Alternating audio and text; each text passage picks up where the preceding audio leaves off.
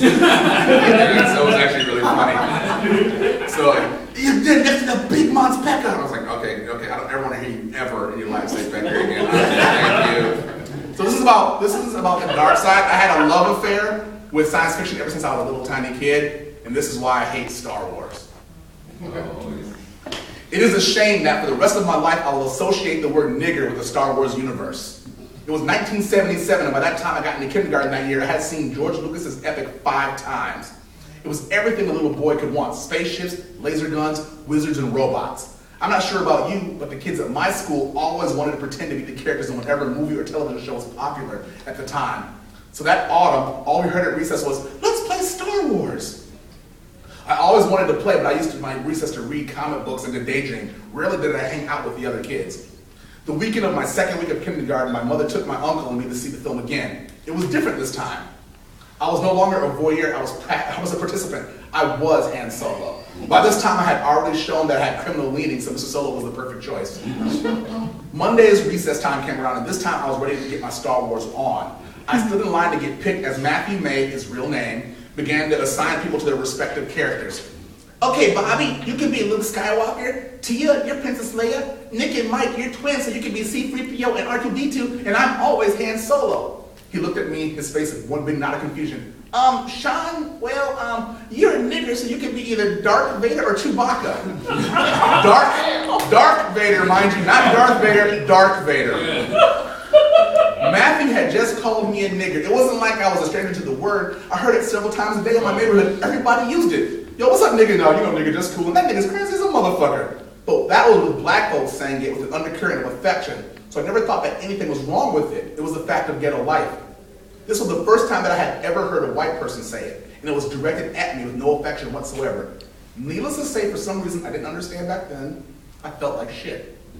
So my choices were either to be a big, furry, unintelligible dog man, or to be the biggest, baddest, blackest source of evil in the entire galaxy. As you might have guessed, the choice wasn't that difficult at all. I'll be Darth Vader. With that choice, I turned myself into a double minority. I was the only black kid playing Star Wars, and I was the only villain. There were no stormtroopers around to conveniently absorb the onslaught of rebel hostilities. My aunt always told me that no matter what I did or where I was, I should always have a backup or a weapon close at hand. It was 5 against 1, and I wasn't a real big fan of those odds, not to mention that I was drowning in a ball of confusion and haywire emotions because of Matthew's nigger bar, which rolled so easily off his tongue. I searched the ground and then the sky, looking for answers, looking for a way to even the odds.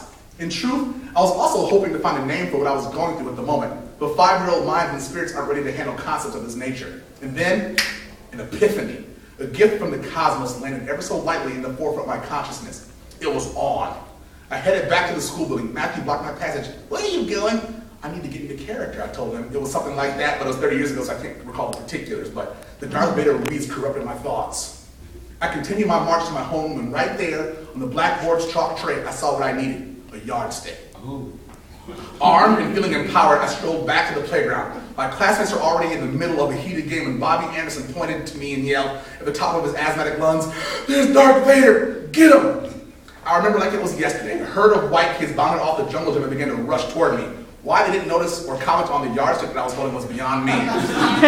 "You puny rebels, don't stand a chance against me," I said in the most sinister, breathy voice that I could muster. Bobby came into range first, making the appropriate lightsaber noise, and I clocked him right upside his head. He was down for the count, and goose had already beginning to form. Tia got it in the knees and ankles. I was a child possessed. You should have seen me. I was so nice with mine. The twins, Nick and Mike, caught it in the nose and the right arm respectively. All that was left was Matthew's nigger calling ass.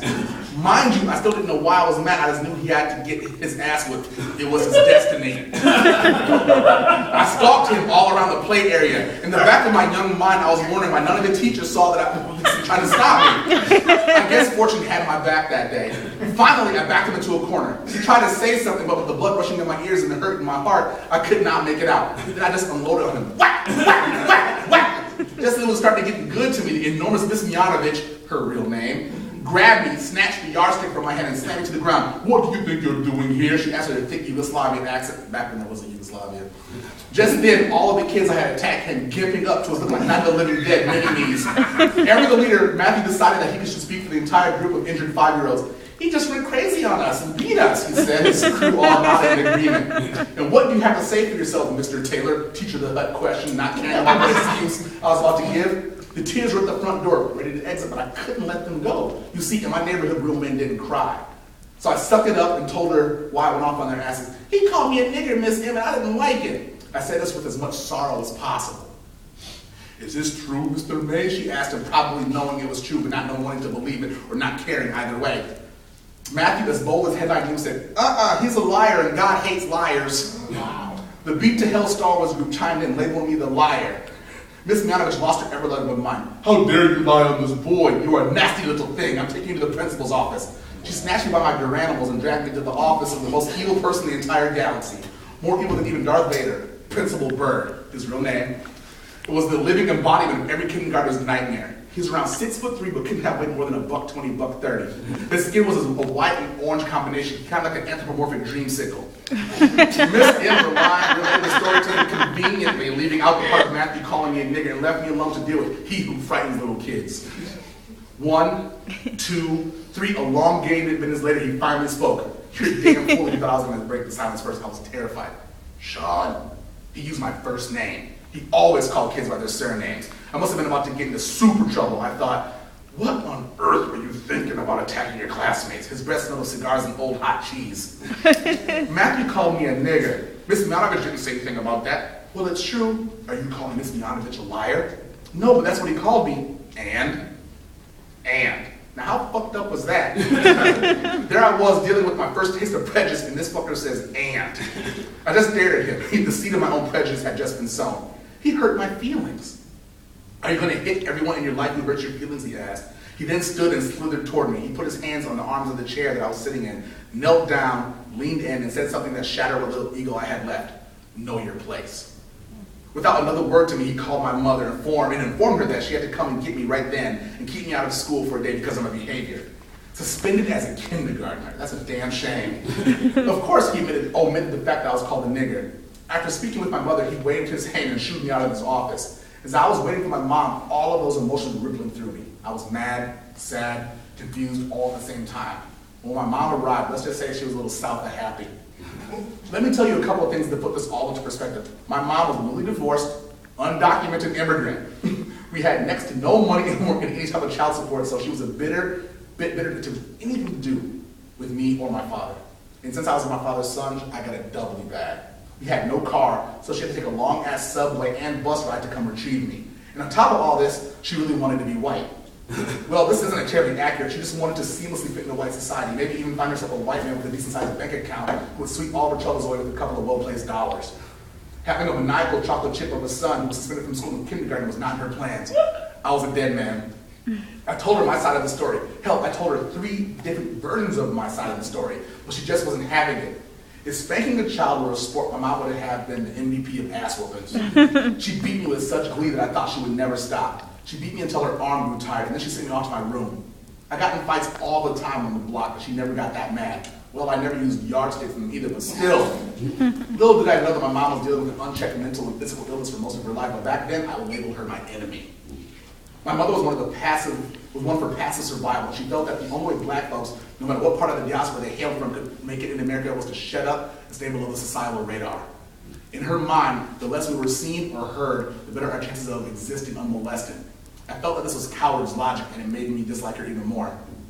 I spent my day off doing what any other wrong person would have. I plotted my revenge.